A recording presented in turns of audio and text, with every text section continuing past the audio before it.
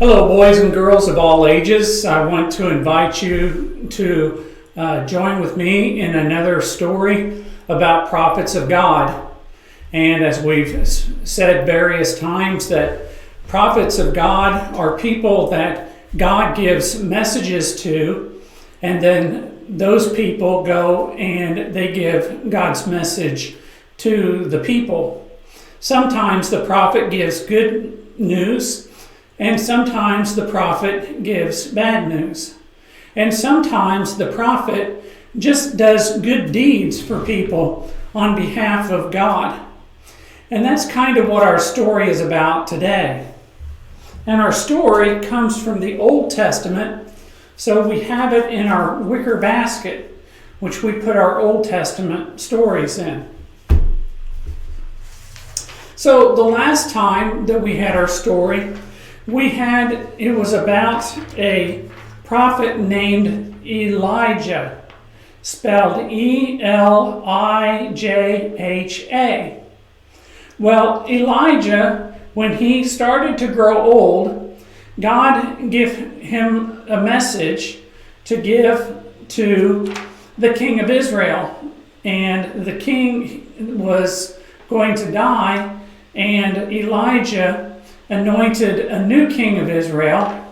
And God also told Elijah to go to the home or to the farm of a young man named Elisha, and to make him his apprentice and to teach him all about being a prophet. Now, Elisha's name is Elisha, and it sometimes can get confusing between Elijah with a J and Elisha with an S and an H. But our story today is about Elisha and how he was a prophet of God. So we're going to start out with our green underlay to tell the story, because this is in the fertile valley of the Jordan River. And here is our Jordan River.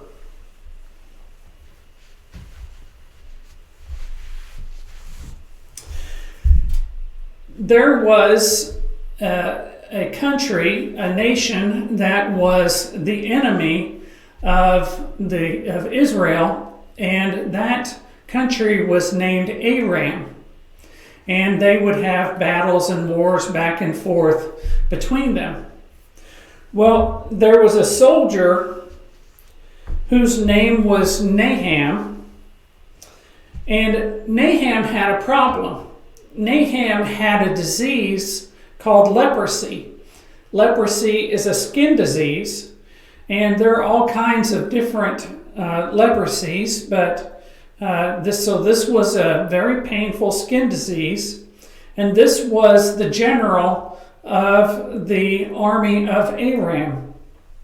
Well, it just so happened that Naaman, in one of his battles with Israel, took a young girl as a captive to take home to be a servant girl for his wife. Well, the servant girl, she knew just how that Naaman could be healed of his leprosy. She remembered that in Israel there was a prophet who could heal people, and that the God of Israel helped that prophet to heal people. So the slave girl went to the wife of Naaman and said, "I know how my master Naaman can be healed. If he could just go to Israel and see the prophet there, that prophet would call upon God and God would heal him of his leprosy." So the wife went and told Naaman about the servant girl, and the servant girl told Naaman just what I just said, that there was a prophet in Israel who was a prophet of the God of Israel, and that if he could just go there and meet with the prophet, that the prophet could heal him. Well, since Aram was an enemy of Israel, Naaman sent word to the king of Israel and said to him that Naaman wants to come into Israel and to be healed of his disease. Well, when the king of Israel heard about Naaman wanting to come over to Israel to be healed, the king got really angry and said, "Does this guy think that I'm God and I can somehow heal him?" And tell him to stay in his own country. But when the prophet Elisha heard about Naaman wanting to come to Israel to be healed, he told the king to let him come so that he could learn that there is a real God in Israel. So the king allowed it, and so Naaman, he crossed over into Israel, and he met with the prophet Elisha. But he didn't really meet with Elijah. When he got to Elijah's house, he sent his servant out to meet with Naaman, and Elisha told the servant, "Tell Naaman to go to the Jordan River and wash 7 times, and he will be healed." Well, when Naaman heard this, he became angry. And he said, "Aren't there rivers in Aram that I could wash in and be healed? Why do I have to go to that river Jordan and be healed?" Well, it just so happened that Naaman's servant was with him as well. And the servant said to Naaman, "What if the prophet had told you to do something very difficult? Would you not then do it in thinking that in doing a difficult task that you would be healed? All he's asking you to do is to go into the river and take a bath 7 times, and you'll be healed." So reluctantly, Naaman went into the river, and he washed, and he came out. He went in and he washed a 2nd time, and he came out. He went in and he washed a 3rd time, and he came out. He went in and washed a 4th time, and he came out. He went in and washed a 5th time, and he came out. And he went in and he washed a 6th time, and he came out, and he still had the leprosy. But then when he went in the 7th time, as Elijah had said, and he came up out of the water, he was made clean. The leprosy, his disease, had totally went away. And Naaman was so happy that he tried to give lots of bags of money to Elisha to pay him for healing him. But Elisha said, "I don't want your money. I just want you to know that the only true God is the God of Israel, and that all people should worship the God of Israel, the God of Abraham, the God of Isaac, and the God of Jacob." So Naaman went home to his own country with his servant, and he returned home, and he met with his wife and the servant girl. And Naaman knew that from now on he would worship the God of Israel. So that's the story about how the prophet Elijah healed Naaman from his leprosy. So now let's talk about some wonder questions. I wonder how Naaman contracted and got the disease of leprosy. I wonder how he got the disease. And as I always say, you can take the time after each question to pause and to think about how you might answer these questions. And remember that this is not a test, so there's no wrong or right answer. So whatever answer you come up with will be just fine. So like I said, I wonder how Naaman contracted leprosy. I wonder what the king of Israel thought and why he got mad when he heard that Naaman wanted to come to Israel to be healed of his leprosy. I wonder why the king of Israel didn't call for Elijah to just go to Naaman and heal him. I wonder why Elisha didn't come out of his house to meet with Naaman and to heal him of his disease. I wonder why he sent his servant to go to meet with Naaman. I wonder how Naaman felt when he was told that he had to go wash in the Jordan River 7 times. I wonder why he didn't wonder why he could maybe just wash 1 time. Why 7 times? I wonder if he got tired of going in and out of the river so many times. I wonder how Naaman's wife and servant girl felt when Naaman came home and told them that he was healed and they could see that he was healed. I wonder what they thought. So these are just some wonder questions about the story that we can think about and come up with all kinds of different answers. So now as I'm putting this away, the story away, let's talk about some crafts that can go with this story. Well, as usual, I ask, what is your favorite part of this story?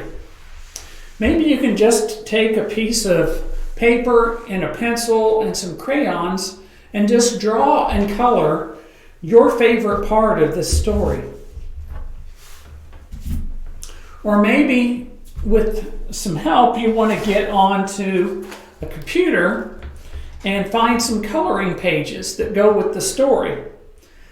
I got onto the computer and I typed Elisha and Naaman, and I found some coloring pages. This picture shows Naaman talking to the little girl, and the little girl telling him about the prophet in Israel who could heal him of his disease.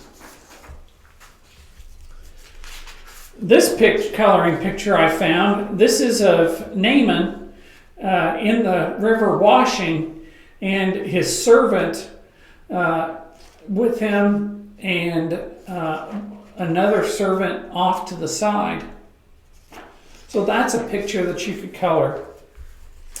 Or I found this picture that you can color, and it looks like puzzle pieces.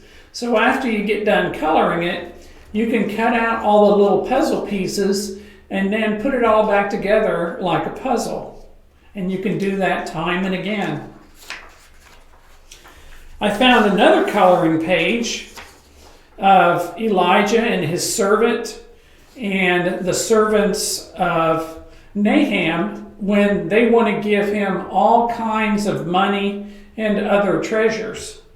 So there's another page that you might find and color. There are some activities.